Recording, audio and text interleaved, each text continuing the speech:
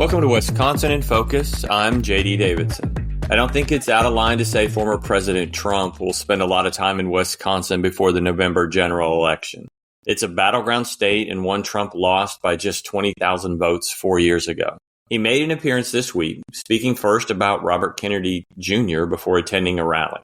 Joining us today is Ben Yount, Wisconsin contributor for the Center Square. Ben, what did the former president have to say about RFK Jr.?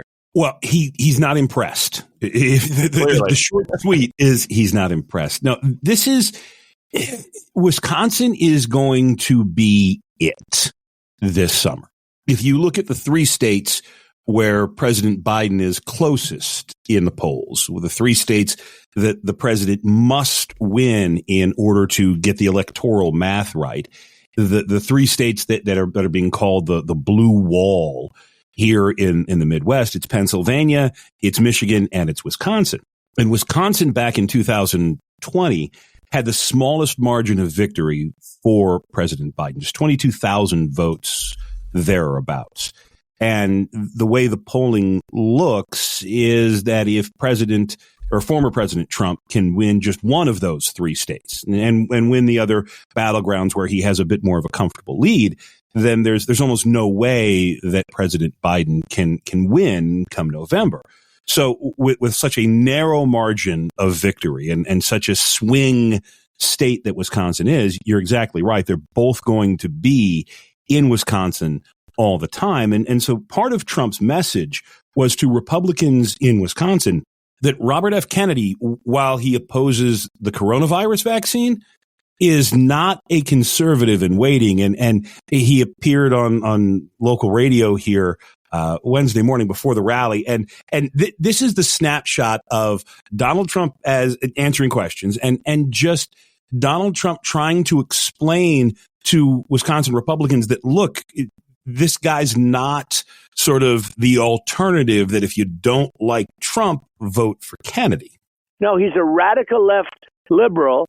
And he's against things that if you ever heard, well, we're defining him now, because what I don't want to happen is to have some Republicans go to him as a little bit of an alternative. He's worse than anybody running. And I frankly, if you take Biden or him, Biden is like a conservative compared to this guy. There is a big difference. I'm so glad you brought it up because he's getting a little bit of traction, and traction means 8%. He can't win. He can't do anything. And we have to define him. We don't want the votes. Let them come out of Biden. That'd be great. Let them come out of Biden where they should come out of. But we don't want Republican votes going to Kennedy. He's a radical left guy. He would be marching with these people if he wasn't running right now, because that's where his inclination. And that, at the rally, the former president talked about the economy. He talked about immigration, both issues where he has pretty solid leads over President Biden. But when he was on a conservative talk station talking to conservative voters, it was, hey, don't fall for RFK. And this gets to the deeper strategy. I know this is a really long answer to a very simple question, but this is all about math. And the former president underperformed in 2020. And Joe Biden, in some ways, overperformed, got more votes than Obama. And the idea is that if Robert Kennedy Jr. can get on the ballot in Wisconsin, if Cornel West can get on the ballot in Wisconsin, if the Green Party can make the ballot in Wisconsin this year, those are going to be enough chipping away at the Democratic base that Donald Trump doesn't need to overperform in 2024. It's that Joe Biden could lose enough Joe Biden voters to swing this. And so, while the president spoke to the crowd about immigration and about the economy, when he had a chance to talk to the conservative base, he talked about electoral math and said, don't fall for this. Let's let RFK voters come from the Democratic side, where Robert Kennedy Jr. has a long history of being an environmental advocate.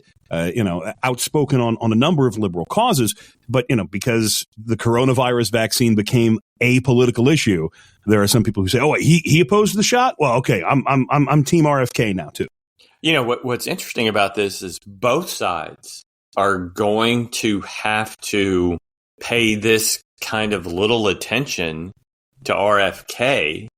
And it seems to me the more they talk about him, the more both bases are going to look at him and he gets more attention, and that becomes more and more dangerous for both of them. Yeah. You talk your opponent into being. Right. This is the sort of thing that every challenger wishes they could have. They wish that they could be the center of attention because, RFK is getting 8% nationally. I think it's a little bit more than that here in Wisconsin. He has no ability to win himself, but 22,000 votes in Wisconsin, 56,000 votes in Pennsylvania, 160,000 votes in Michigan. And if Joe Biden doesn't repeat that performance, he probably loses. And so, so much of this campaign is going to be just, electoral math, voter turnout, and hyper concentrating on the 40,000 people in Wisconsin who will swing this election, the 100,000 people in Michigan who will swing this election, the 50,000 people in Pennsylvania. If you live in another state, if you live in an area of one of these states that doesn't matter, I feel bad for you because you're going to have to watch an awful lot of stuff that doesn't pertain to you.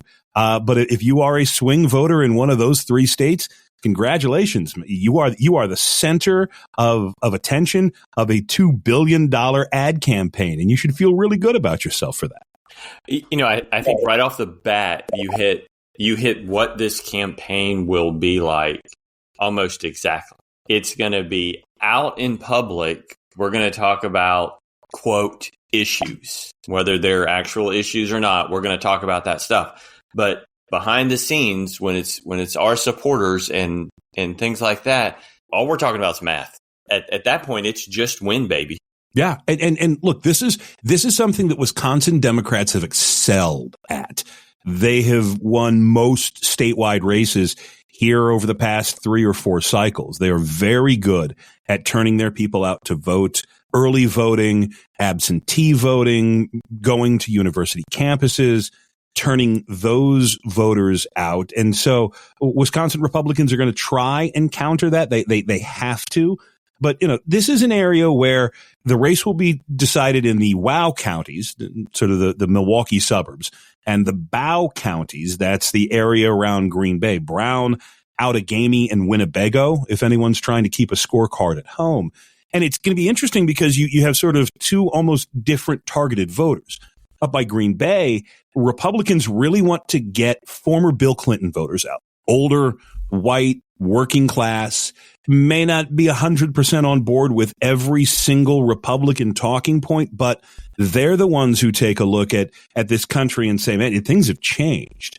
Democrats want to target WOW County, Waukesha, Ozaukee, and Washington, WOW County college-educated women, the women who 4 years ago abandoned the former president largely because they saw him as a bully. That's why you're going to hear immigration, and economy from Donald Trump, and you're going to hear abortion from Joe Biden and Kamala Harris. Those are the issues that these campaigns think can win. And are the college-educated women in the Milwaukee suburbs more focused on their daughter's right to maybe one day have an abortion, or are they bothered that groceries are 25% more expensive, that the median house price in the Milwaukee suburbs is about $500,000, which means their daughters, who they want to protect with that right to abortion, means their daughters can't start a family and buy a house because they've been priced out of the market. These are the kinds of conversations that are going to happen with these swing voters.